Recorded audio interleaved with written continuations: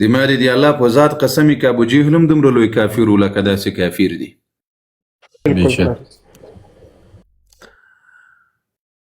او دغه کافر ته چې څوک مسلمان وای د ما د په خدای قسم داسې کافر ده که لمونځ او روزه او حج کوي هم داسې کافر یې لکه مودي سې کافر ده چې دغسې کافر ته مسلمان وای. بېشک خوند یې در نه کړ، تکبیر اواز مې وانه اورېدل. نعره تکبیر. الله اکبر ولله الحمد. الله اکبر ولله الحمد. دغسې کافر نه ده، په الله مې د قسم که په ټول قرآن کې داسې کافر په تاریخ کې تیر سوی. والله که ابو جهل دومره لوی مشرک و، والله که عتبه او شیبه دومره لوی مشرکان و لکه ده. د ما د په الله قسم که مودي دومره لوی مشرکي لکه ده. دا مودي نه ده، د غوا دغسې هغه والله که دومره لوی مشرکي لکه ده. اوس مې خوا دې ته بده ده دغه خلقو ته چې څوک مسلمان وای په خدای قسم هغه هم داسې کافر ده لکه داسې کافر ده. الله اکبر. بېشک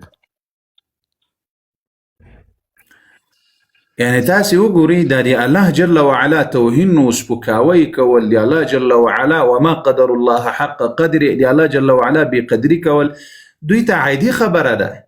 مولا علي، بس مولا علي بلا د مولا علي ور وګرځئ.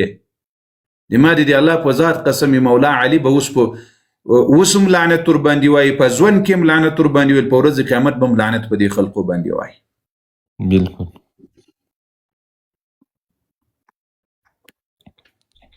وای پښتو یې معنا کړی، پښتو معنا یې دا و د زړه سره. زه خو الله مې دې پکې غلط نه کړي، خو تر ما ماهر څوک څه په اردو باندې سې پوهېږي؟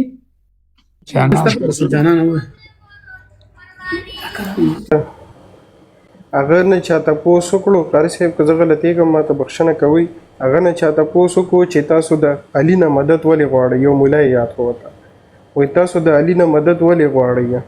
نو هغه ورته ویلي چې یاره هغه ابن ملجم شهید کړو، هغه د خپل ځان مدد ونه کړو نو د ستاسو به څه مدد وکړي.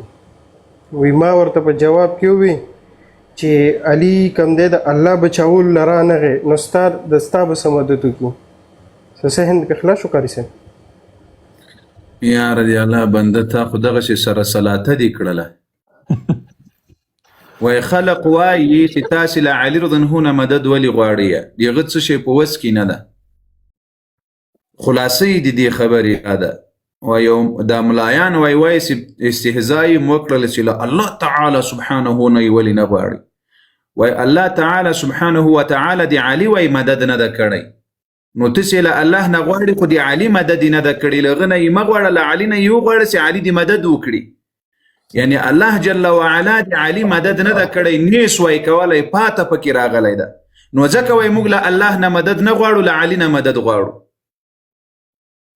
استغفر الله. بالکل ته بالکل مه وایه بیا به سره جوړ شو. د الله بنده خلاصه یې همدغسې وکانه ملګرو. بالکل همداسې وه قاري صاحب. تشریح دې ډېره ښکلې قاري صاحب صحیح ترجمه تا وکړه. شاباس خو وایسته، غرق نسی. شاباس خو وایسته. ماشاءالله ماشاءالله تبارک الله یې وساتي.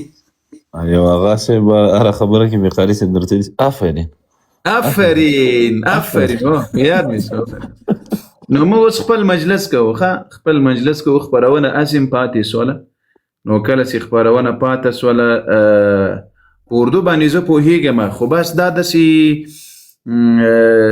زړه مې غواړي چې په دې اردو باندې سم ځان ماهره کړم، سم ځان ور باندې ماهره کړم چې زده مې سي.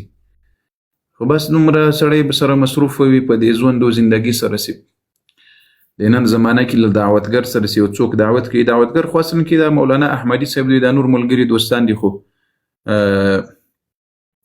دا د صحابه په دفاع کې په دې مکاتبو کې که تاسو خیال کړئ په دې اول کال په دې 2024 کال په پای کې چې کله موږ د صحابه دفاع شروع کړله، که تاسو خیال کړئ ما په دې میډیا کې بعضې ملا صاحبانو ته وویل ما ته دا دغه راجوړ د کتابونه د مکتبې په خدای قسم یعنی داسې خلق وو چې تر 5 وارې مې زیات ورته ویل، خو په والله بالله کې د یوه د غنم دانه اخلاص را سره کړی.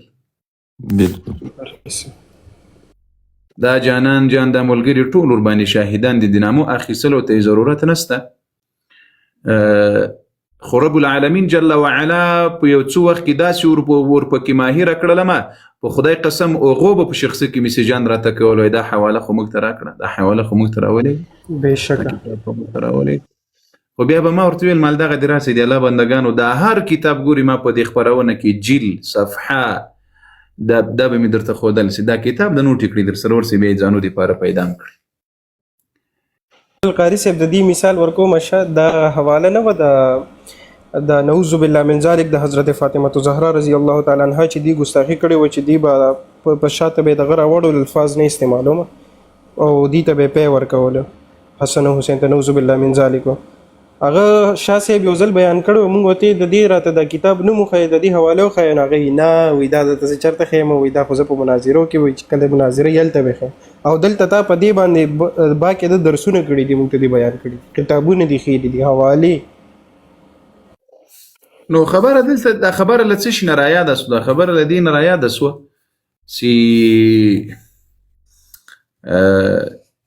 ژبې مهمې دي ژبې زده کول دا مهمې دي او بیا چې د دین دفاع ورباندې وکړې د څه شي دفاع ورباندې وکړې د دین دفاع ورباندې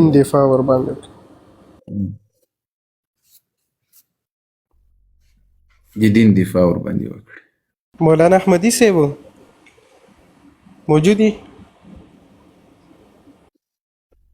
یعنی هلته خو ډېر تفصیلواره کړی خو هغه تفصیل به انشاءالله په آینده درسونو کې څوکه ورسره وکړي هغه ان شاء الله بیا تکرارېږي ټول وهغه څوکه لکه عقیدة الطحاویه ټول هره خبرې له بلې خبرې سره تړلې وي نه بالکل ټول سره ټول سره تړلې دي څوکه انشاءالله چې هغه درسونه فقط دومره سي چې نیم ساعته سي یا نیم ساعته نه هم چې هغه مغز راواخیستلی سي نو ډېر خوند به وکړي دا یوه خبره بله خبره د څه شي وه مهمه خبره دې له یاده دې الله بنده رانه وایستله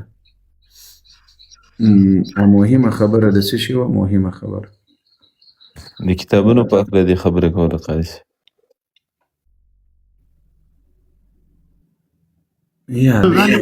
غالبا ویډیو شیر کول دومره ویډیو شیر کول باره کې وقایي صاحب دی الله بنده هغه نه بل داسې یوه مهمه خبره وه چې هغه خیر بیا راپیاد به شي وروسته ضروري نه وه دا خبرې مې د سیرت په اړه نن ابراهیم علیه السلام اسماعیل علیه السلام په 14 کلنۍ کې د کعبه معظمه چې جوړېدله له دې نه مخکې د ذوالقرنین چې د سکندر چې د مختلف نومونه علماو ښودلي دي د ابراهیم علیه السلام دپاره چې الله جل وعلا له جنت نه پسه راولېږل د اسماعیل علیه السلام د قرباني په بدله کې ولې غویی راونه لېږل ولې وخ راونه لېږل ولې وزه راونه لېږله ولې یو څه بل څه راونه لېږل چې پسه یې راولېږل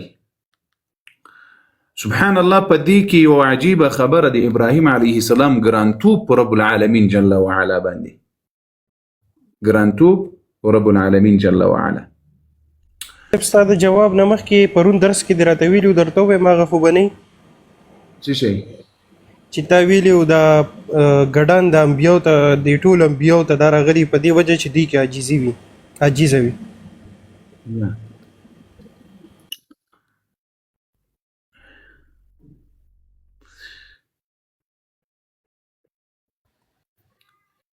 ډیره دردونکې واقعه ده د اسماعیل علیه السلام او دومره وفاداري الله اکبر الله اکبر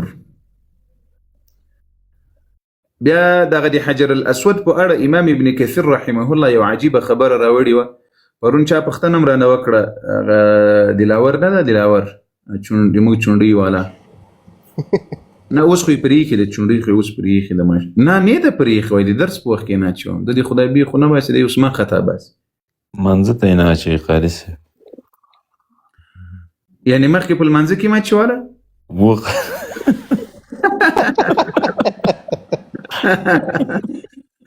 نو